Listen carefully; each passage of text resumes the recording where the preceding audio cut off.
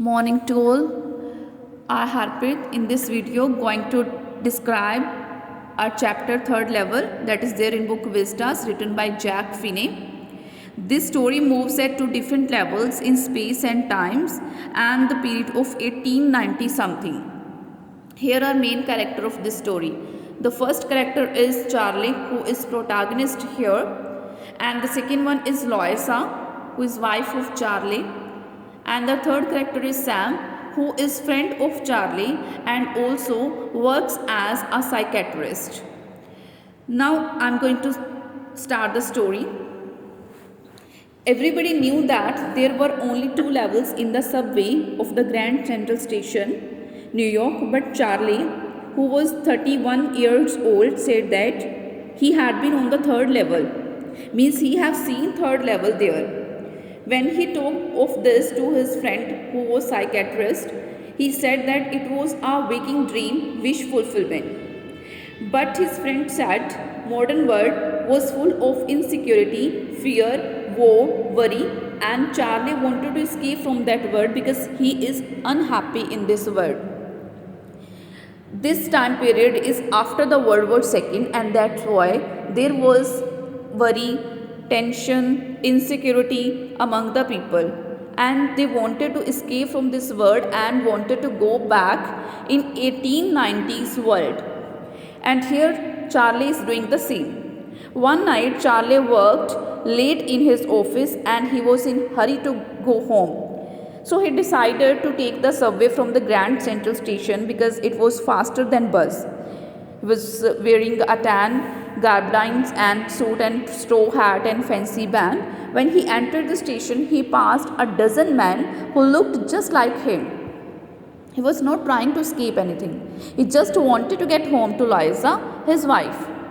Charlie walked down the steps to the first level.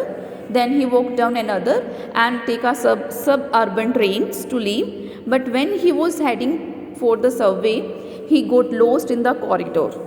It had happened with him before also. Only he got into the tunnel about a mile long and came out in the lobby of Roosevelt Hotel. Another time, he came up in an office building that was 3 blocks away. This time also, Charlie knew that he had entered a wrong corridor, but he kept on walking. The corridor went angling left and slanting downwards. He could hear the empty sounds of his own steps. He did not pass anyone there. Then he heard the sound of some people talking. The tunnel turned sharp left. He went down a few steps and came out on the third level at Grand Central Station.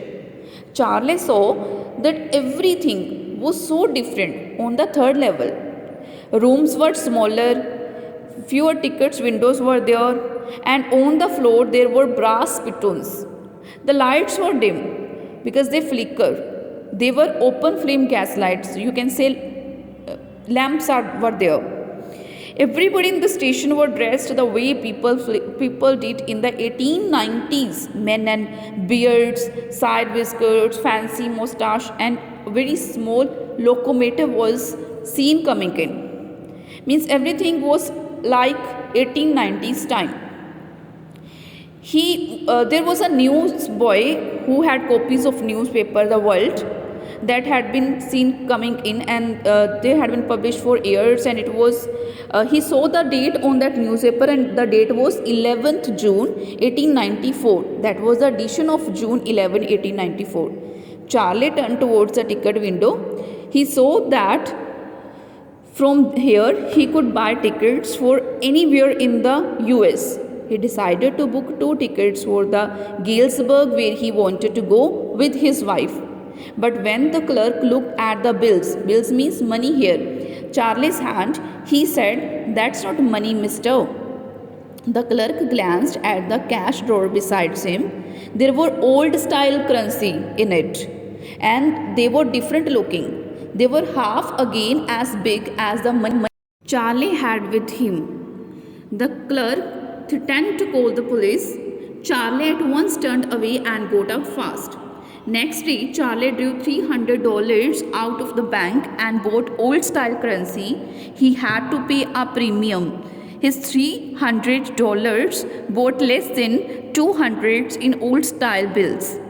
But though he tried many a time, he could never find the corridor that led to the third level at Grand Central Station.